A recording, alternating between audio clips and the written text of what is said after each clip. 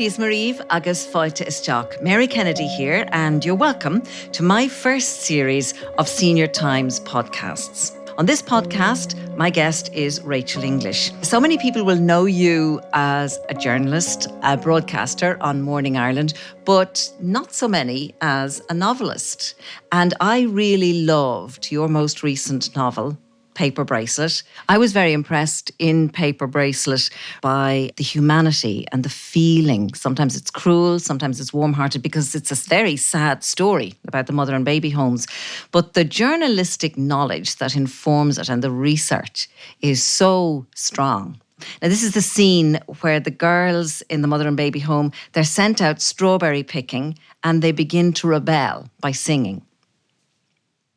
They were a ragtag bunch, their stomachs swelling against their ugly uniforms, their hair tied up in top knots, their faces pink from heat and exertion. They'd been assaulted, abandoned, discarded, left in the lurch. They'd been branded, insulted and punished. They were sluts, tramps, whores, fallen women. Their babies would be taken from them without consideration or permission. And still they sang. That just seems to me, Rachael, that you are quite literally giving these unfortunate women a voice.